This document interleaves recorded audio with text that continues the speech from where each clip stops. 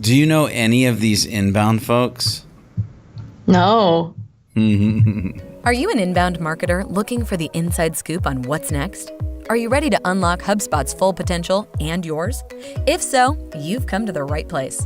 The Hubcast is your leading resource for user-friendly HubSpot tips, expert insights and strategies, exclusive interviews with inbound's brightest minds, and the latest insider news.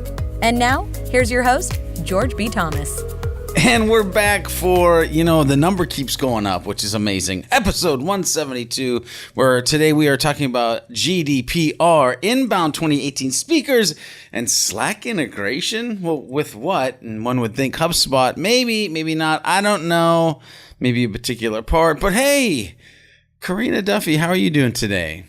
I'm doing great, man. It's a good day. It's a good day to be alive. It's a good day to talk about some HubSpot.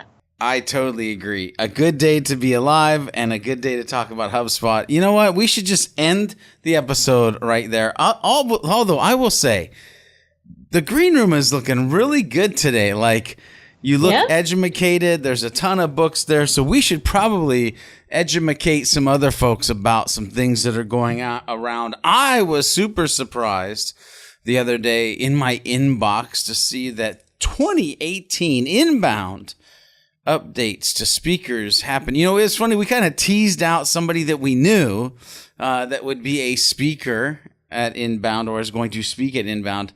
By the way, none of the three people that we're going to mention today is still that's it. So we know it's not me. We know it's not you. We know it's none of these three people. We still have like our secret weapon in the background.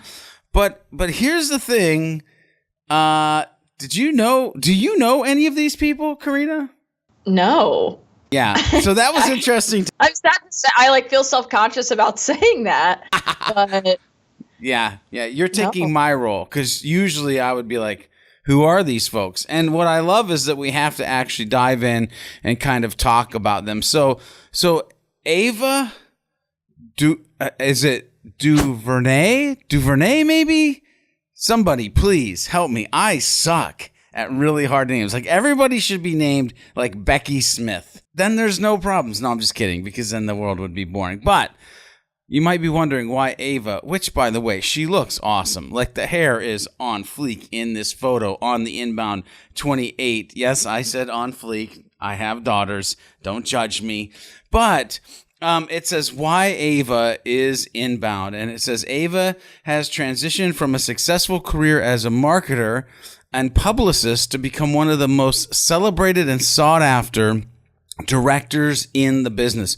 Most recently with A Wrinkle in Time, which I have heard of, and I'm like, oh, I just didn't know. Like, dang. So immediately, because of work that she's done, I'm like, oh, this just got interesting. She became the first Black woman to direct a live-action film with a budget larger than $100 million. There's more about Ava, by the way, on the Inbound page. You should check it out. Another person that they, and again, with these names, I don't know. How would you say that, Karina? Godat? Maybe. I think. Yeah, it might be. It possibly. I don't know.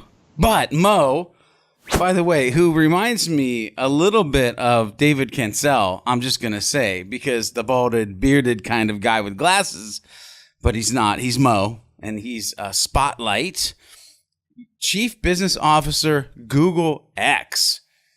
Now, I was like, dang, we're bringing in the big guns. Google X here. So Mo has worked on countless innovative and impactful projects over his career as Chief Business Officer at X, previously Google X.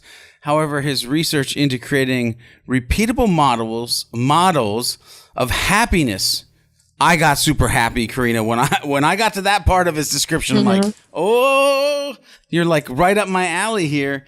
But it's perhaps the most exciting project of them all. There's much we can learn from him as we balance the demands of our own lives with our happiness.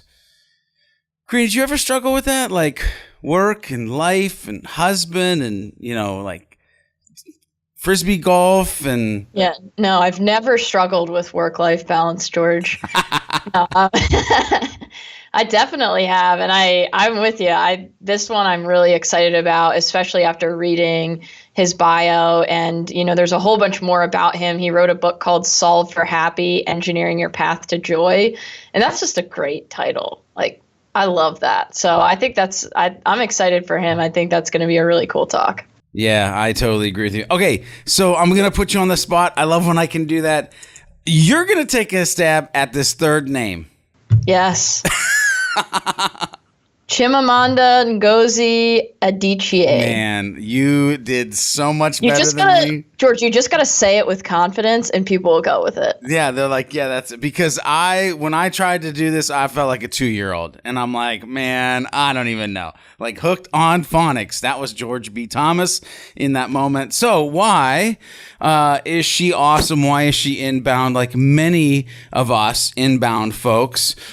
She's a storyteller, and she has used her gift at weaving stories to ignite a global conversation about the importance of feminism to everyone and to warn of the dangers of hearing only a single story about another person or place. That line right there intrigued me, right? The whole a single story about another person or place, because how many times in our life have we heard something and immediately we're like, that's my perception of it.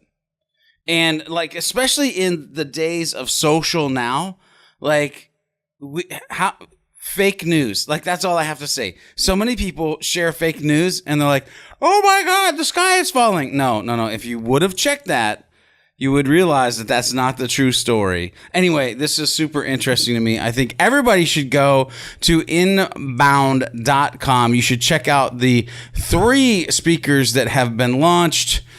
Hey, I'm just waiting for them to say that Donald Trump is going to be a keynote speaker. Oh, I'm just kidding. No hate mail, no love mail. Just that was sort of a joke, but not really. Maybe. I don't know. Karina, you know what else is not a joke this week? Which, by the way, if you can do this with not laughing after that whole debacle, is HubSpot Properties of the Week.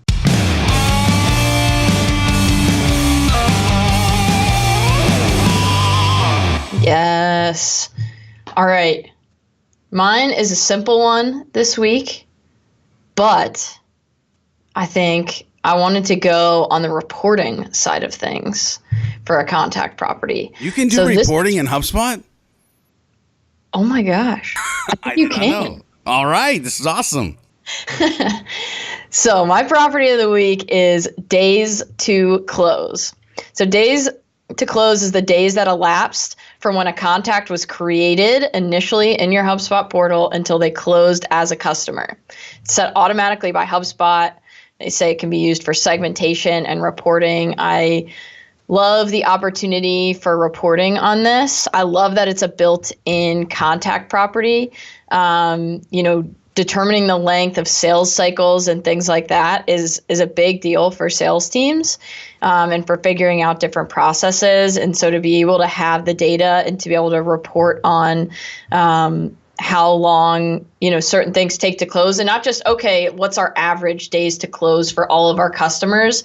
But I was thinking too, like segmenting this even further of what about for our customers in this industry and then for our customers in that industry, depending on what your business is and who your personas are, you could break it down even further to do some really cool reporting on, how long it takes different people to close, how long it takes the average person, not just to better nurture people and improve your sales cycle, but even just to give your own internal team better insights into capacity planning and things like that. So days to close. I don't even think I ever saw this before or really noticed it before. But now that I've taken a look at it, I think it could be a super useful property for people. Yeah. Karina, I love this. And I love the fact that in our show, it's like reporting, because you do have to do reporting. I love that you kind of like, well, in this industry, this customer of this industry, and I agree with you. It's like industry and then persona. But I think you could even get super like nerdy with and say, well, it's this industry, this type of persona. And what if they read 30 pages? Like if they read 30 pages, how many days did it take to close? Well, if they read 60 pages, how many days did it take to close? Oh oh my gosh, we see that if they read 60 pages, they actually closed in 50% of the time that it took somebody because education is that important. Or the data may show you that it isn't that important, right? That's the fun part about reporting, is the data tells the true story that sometimes your mind can't even conceive. Ooh. Just saying. Ooh. Throwing it down this morning. We should do this in the morning more often. Maybe, maybe not. I don't know. But HubSpot Wishlist.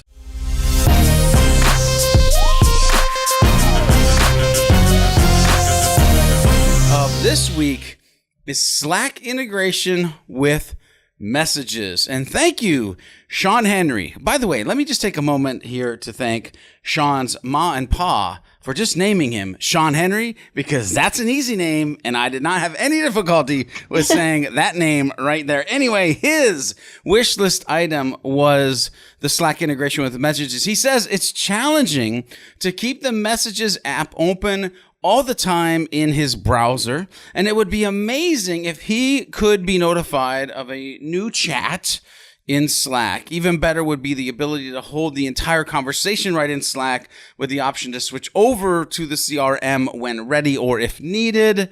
Man, this is a great item. Look, if you agree, then you should go to the show notes, the best show notes on the planet. Well, maybe. At least on the, no, I don't know. Anyway, go vote it up. I just decided that I'm going to make it a thing that every wish list item, I'm just going to go and vote it up during the show. I just upvoted this because I am like, yes, this would be amazing. It doesn't seem to be too complicated for the initial, like, just notify me when there's messages waiting. That seems like it could be a pretty simple thing to set up. The rest of it, maybe a more complex integration, but that's good stuff. Hey, you know what? They got smart people over there at HubSpot. Like last time I checked, it is a room. Actually, it's rooms, many rooms full of many smart people. I think this one is super doable. You know what else I think is doable? Facebook groups. Karina, what do you got this week? What's fun about this section is you've now pulled me into, like, what's the story of the week going to be in this, right? So I'm super interested with the story of the week when it comes to our Facebook groups. What say you? So what I say you, does that make sense? I don't know if that really made sense, but we should go with it because we're using the principle of yes and. Yes. So what I say is, in these groups, we do a lot of good stuff, a lot of great conversations. We have fun. We have fun in these groups too. I linked up, if you're in Impact Elite, there's a link in the show notes. If you're not an Impact Elite, then go join and then go to the link in the show notes. Stacy posted a screenshot of somebody's homepage, a hero section that just has a really funny, it has text over an image, and it's just really funny. And she took screenshots of it, zoomed in farther and farther on this text over this person's face, and it's great. It made me laugh. It made me smile. Been there. So we have a good time in these groups. It's not all business. We have some fun too. Yeah, and without giving too much away, I will say when I saw this post, I sort of almost pooped myself a little bit because I was like, oh, no, please tell me this is not true. The fun part is when I want to envision being able to move the page around, stretch the page around, and then get some sound effects that are like, "Arooga, arooga." But anyway, hopefully I'm not giving too much away. You've got to go check it out. You should also check out Yip Yip. Yep, because Yip Yip is a true sales enablement solution, and they are our sponsors. We should have said that at the very beginning of the episode. Well, we forgot this week, but we surely didn't forget about them because they are awesome. Look, if you want to reuse your existing content to amplify the reach of your sales team, then go yipyip.com is something that you should be checking out. Turn all of your sales professionals into thought leaders. Trust me when I tell you this is something that is going to be super important as you move forward. And the other way to do this, which is every sales rep creates their own articles, is almost unscalable because then they're not selling, and selling is what generates revenue. So Yip has really created an option for you to do both. Just go check out goyipyip.com and start building leads, building relationships. That's what you need to do, because then when you build those relationships, you can drive revenue to the bottom line. That's why we're all here. We're all listening to the Hubcast because we want to drive revenue to the bottom line, and because George is a dork. Karina, HubSpot strategy of the week. What do you want to talk about this week? George, I want to talk about GDPR. This is kind of intermingled with HubSpot Updates today, because HubSpot basically came out with an announcement, not so much a specific update, basically just to tell the community that they're getting ready for all of these GDPR regulations. But you may be sitting here thinking, what the heck is GDPR? Or thinking, wow, I've heard a lot of people throw around that term and I have no idea what it means. George, what is GDPR? Am I putting you on the spot here? Yeah, no. So here's the thing, and I hate, with a passion, unless it's D&D, which is Dungeons and Dragons. I'm down with some D&D. But when we start putting letters together and mashing them all up, from normal human beings, it's just confusing. So just at a fundamental level, it's General Data Protection Regulation. That's what those letters stand for. And it's a new EU regulation which will replace the 1995 EU Data Protection Directive that they had in place. And here's the thing. If I want to boil it down to its simplest form, is they're taking these rules and they're really kind of crushing it in, tightening up a little bit more. And you really have to start to pay attention to allowing people to know that you're going to track them. You need to really start paying attention to letting people know that, hey, when you fill out this form, one of the things I've seen a lot of inbound marketers do is you automatically check the box that says subscribe to our newsletter. No more of that. They have to give consent to the information that you're collecting, and they have to give consent for what over in the EU they call profiling. We call it lead intelligence or collecting data. And so there's a couple things that you're going to want to pay attention to. I've got a couple videos that I've grabbed off the internet. One is really just what is GDPR and the reason I picked this one is because he explains it at a very simple rate. And he explains also what I love more than that is what happens if you don't follow it. Because there could be a lot of people, American folks, that say, well, this really isn't about me. Mm-hmm.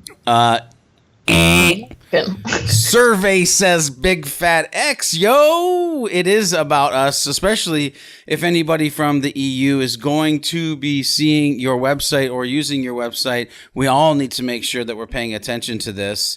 So get that out of your mind. But I about lost my mind when I realized that it could be anything from 4% of your revenue, right? Up to what they said was, I think, 20 million pounds could be a penalty. And there's different levels of penalties. So if you started to listen to the Hubcast and you had zero clue what GDPR was, and you thought that it was a thing that wasn't important to you, you should definitely watch the videos and things like that. So, Karina. Yeah, this is a big deal. It is. Now, what are your thoughts on if I'm a HubSpot user or things like that? So yeah, I wanted to share a little bit about this update that HubSpot put out about their GDPR readiness and sort of how they're, getting ready for these new regulations to apply. And then I'll get into a little bit about what I think about it. So HubSpot says, whether you're B2B or B2C, big or small, you've probably heard about the European Union's new regulation, GDPR. It's a new set of laws aimed at enhancing the protection of EU citizens' personal data. We already talked about this. And they say, at HubSpot, our entire organization is hard at work ensuring that our own practices are GDPR compliant. But equally important to us is helping you, our partners and customers, understand what the GDPR means for your businesses and build compliant processes of your own. A big piece of that is ensuring that the HubSpot platform sets you up for GDPR compliance and full transparency. While the existing product can be used in a way that helps to comply with the GDPR, doing so can be difficult and involve complex workarounds. Between now and May 25th and beyond, we're fully committed to enhancing the HubSpot platform to enable easier compliance with the GDPR. We've created this page, which is linked up in the show notes, to serve as your one-stop shop for GDPR-related product updates between now and May 25th.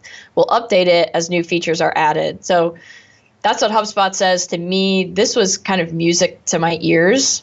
This is what I want to know, is that HubSpot is thinking about this and is helping us with this.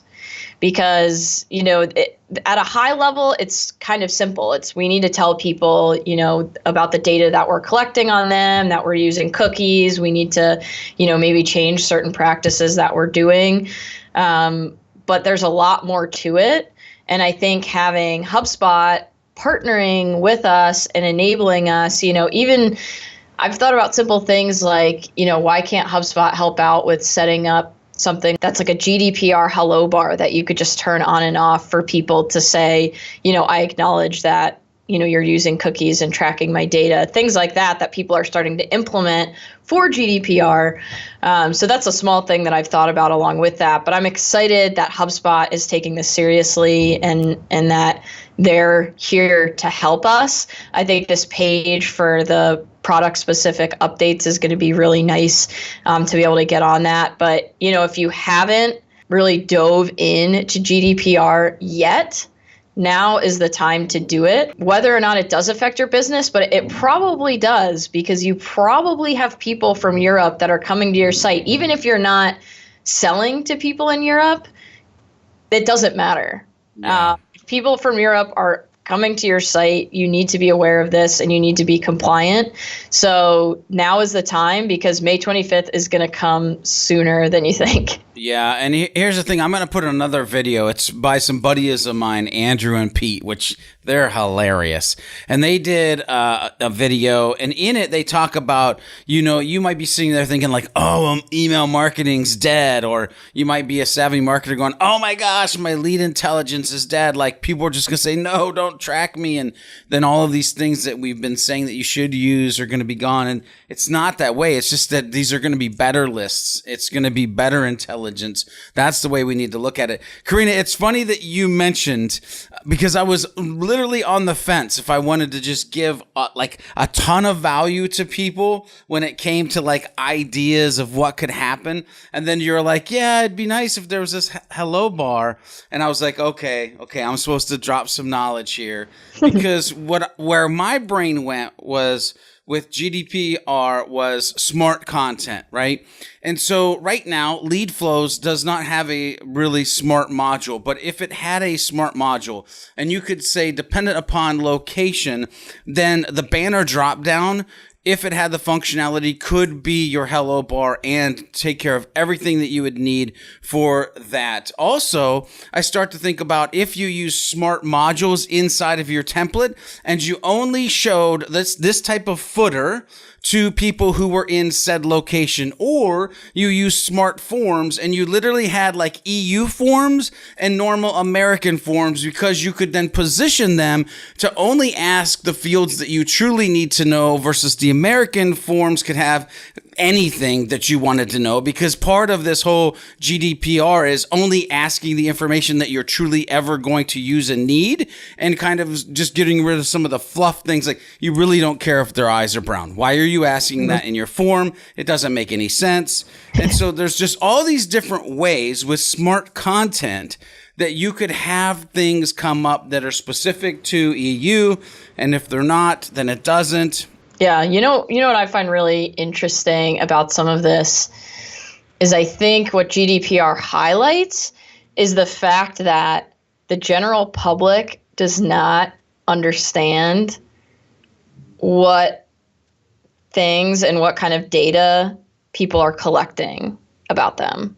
Yeah. And what kind of things we can do with that data. It's, because people, and it goes back to the Facebook Cambridge Analytica thing of, oh my gosh, they're collecting all this data about me. But we've essentially told websites and told the internet, here's all of my stuff. And we haven't said you can't track it or you can't do certain things with it. And I find it really funny because I spend a lot of time. So my husband is an engineer, and I spend a lot of time hanging out with other engineers who work on jet engines, which is great. But they don't know a lot about marketing and digital marketing and all of the things that we can do.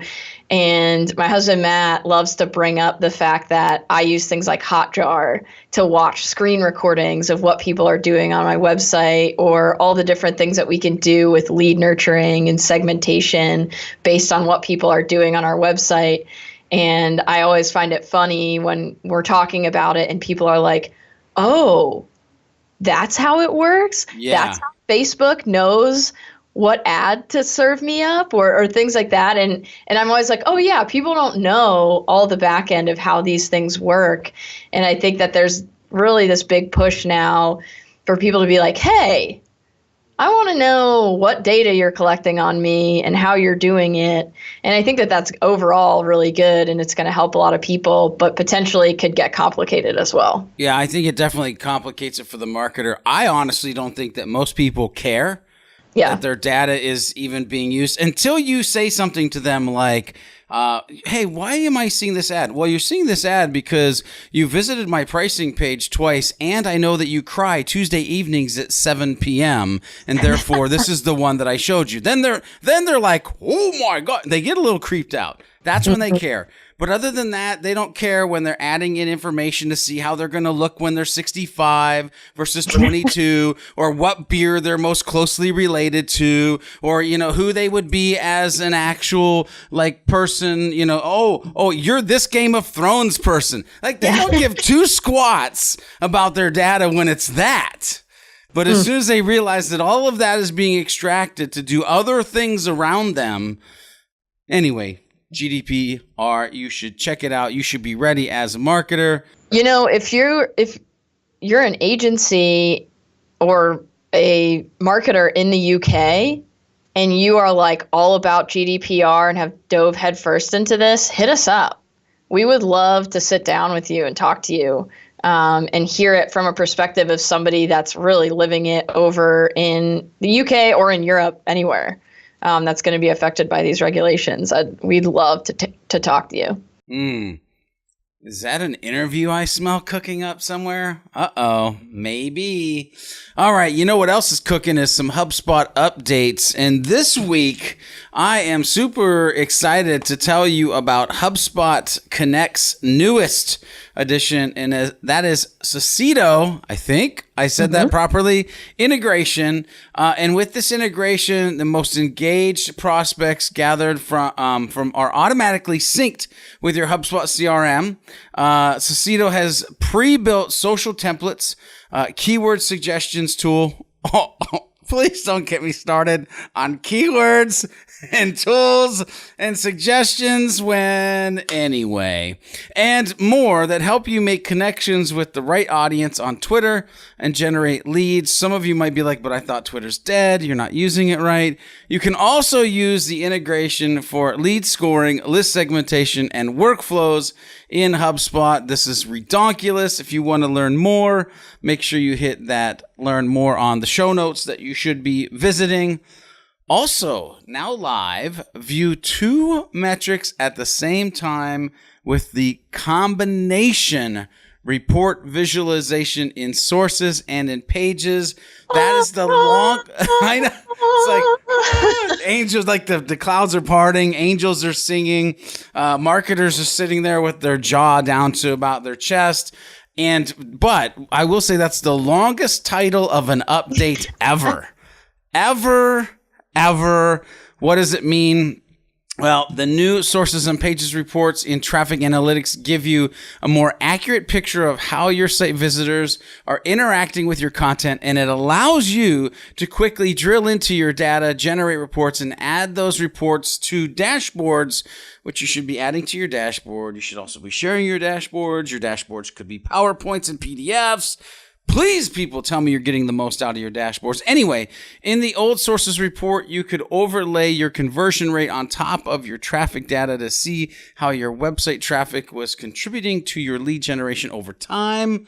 With today's update, and it's probably actually a couple days ago, because who knows when you're listening to this. It might have been a month ago, depending on when you're listening to this. But there are two main things that have happened. Two main things. One, providing new metrics for comparison in addition to conversion rate. Want to compare your site's average session length or bounce rate. Again, the angels. Can I just I need some angel singing voices like in this section to how many sessions your site's generating. Now you can do that. Two, for the first time, you can compare metrics within the page performance report. For example, you can now compare page views to bounce rate to determine how strong your site engagement is. If you want to learn more about this update, make sure you go to the show notes, hit that learn more link. This is definitely something that you want to learn more about. I'm telling you, view two metrics at the same time with the combination report visualization in sources is a game changer. Whoo! Good stuff. My goodness, people. It's almost like we're creating an all-in-one marketing automation software here or something. You know, let's go back to that Twitter thing with the whole other update. I'm pretty sure people are still using Twitter. I think, Karina, you might even have a tweet of the week.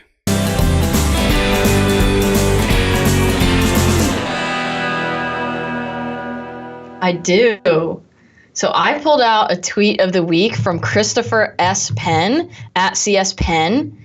He said, why are hashtag CM World or Content Marketing World and hashtag Inbound 18 on the exact same days?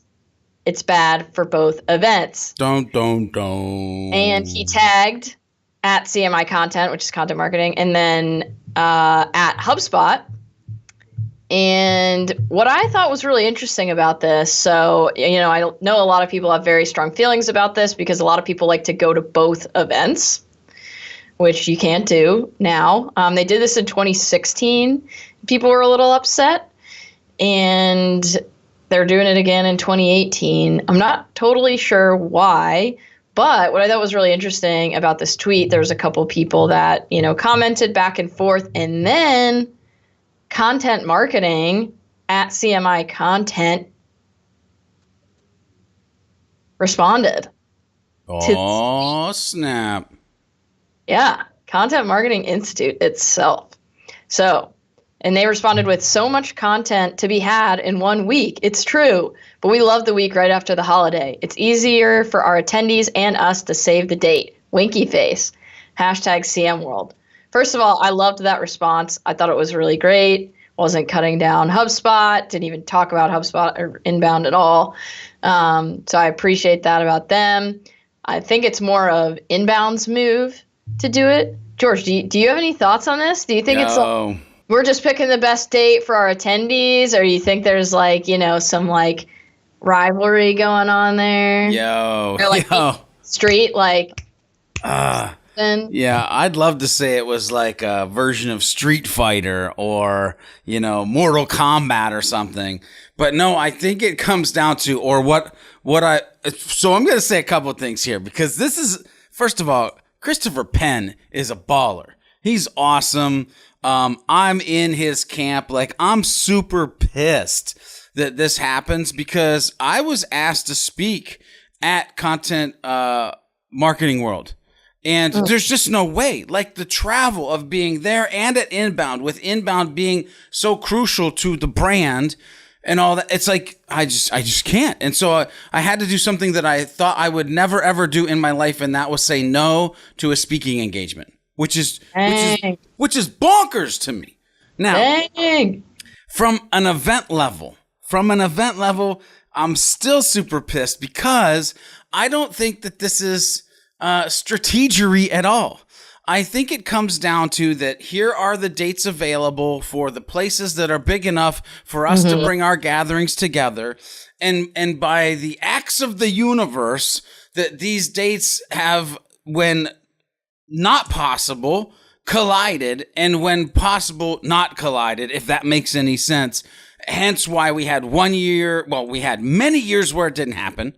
Then we had a year where it happened, year when it didn't happen, year when it's happening, and you know, it's just wrong. Like, it's just wrong, people. Anyway, I could literally go on. I'm glad I didn't see that this was the tweet of the week before we literally started the show, because I could go on for hours about this. I'm really interested in our audience. How many of you does it affect that content marketing world is the same time as inbound? How many of you do like to go to both? How many of you have had to choose to now go to one or the other? This could be speaker friends. This could be partner friends. This could be just HubSpot customers. Let us know on the Twitters. You know our handles. I mean, come on. Just hit us up. I'd love to have a conversation with us. Or go to this tweet. Actually, that might be the best. Go to this tweet. Freaking tweet this till we break the internet. Burn it down so somebody sees like, oh, snap. That shouldn't happen anymore. It's like saying we're going to have Christmas and Easter on the same day. Like, that just doesn't work. It doesn't feel right. Anyway, you know what feels right? Our monthly newsletter. That's right. Once a month, Corey and I, we work out some good. I just got to jump off that subject, yo. I'm just saying, I would go down a very black hole for a long time. Anyway, the sun is bright, the light is shining on our monthly newsletters. We told you last episode we got something special coming up in the next one, so you definitely want to go to the Hubcast page. There's a link in the show notes. Sign up for that newsletter so we can send it out to you. You're really going to enjoy it. Trust me. Plus, if you hit Karina up, she's going to send you last month's if you missed it, because it was super dope. It was about her journey. It was very inspirational. You should definitely be reading that as well. Karina, everybody's got questions. What's this week's question of the week? Well, inquiring minds want to know, are you a HubSpot customer, a HubSpot partner, or a HubSpot employee? Hit us up. We want to know on Twitter. Use the hashtag HubWhoIam. Oh, yeah. HubWhoIam. Was that a Georgie B original there? That was a Georgie B original because nobody else is using that junk. Yes. Nobody else using that junk. And you know what's funny is there's probably a fourth one. And this is maybe, I'm curious about all these, customer, partner, employee. Mm-hmm. But I have a sneaking suspicion that there is a subsect of the listening community that will be like, hashtag none of the above, hashtag HubWhoIam. Hashtag I'm Karina's mom. Yeah! Yeah! Right? George. Hey, that was like a George Lopez, yeah. Did anybody... I was like, I don't know, maybe I've been watching too much of those old sitcoms, people. Just an aside here.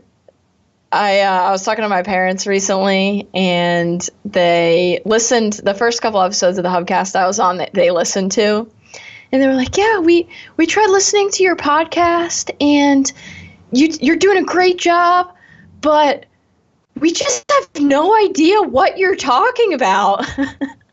Like, we stopped listening, not because, you weren't doing a great job, but we just have no idea what you're talking about. It's like, yeah. That's okay, Mom. Yeah. Thanks for the support. I appreciate it. I wondered where we got the new listeners from. Now I know. I've been wondering. Hey, I got to tell you a quick little story about that one time. And I don't know if I've told the Hubcast community this story or not, but one time my daughter, and this is probably, a year and a half, maybe 2 years ago, Marcus and I had made a joke around, orange and HubSpot. Orange is the new black. You can go back and look. It's in one of the episodes. But my daughter drew a picture, and so she was 11 at the time, drew this picture, and she brought it to me, and she's like, and it was like a lion, and orange is the new black, and she handed it to me, and I'm like, what is this? And she's like, well, I drew it when I was listening to your podcast, Daddy. And here she had been listening to the Hubcast, and if y'all remember Mad Marketing, she was listening to both of those podcasts, and I thought to myself, this is going to be the dopest female marketer on the planet. Although now it's more about like YouTube beauty tutorials and all of that stuff. So I don't know if Daddy's as cool as he used to be, but we'll keep doing the Hubcast just because. You know what else we keep doing just because?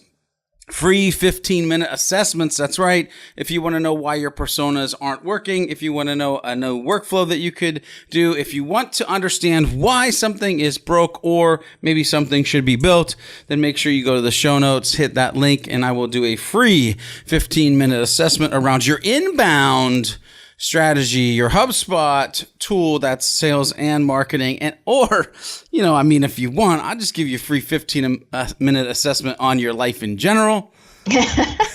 I'm just saying, I like to talk to people. Anyway, until next time, folks, if you're listening to this on your favorite podcast app, make sure you go over to iTunes, leave us a rating and review so that people can see that we are one of the best HubSpot and inbound podcasts. Plus, we just like to hear that you guys are getting value, that we're helping push you along, and hopefully, giving that inspiration, motivation, and education that you need to be awesome. If you're watching this on YouTube, which sometimes I think is even better than the audio just because we make really weird faces and do some really dumb things on camera, well, then go to YouTube and hit the subscribe, hit that bell so you can get instant notifications and stay up to date even faster. Until next time, she is Karina Duffy. Right on point. I am George B. Thomas, and we're saying to you, go out into the world and do some happy HubSpotting. do some happy HubSpotting.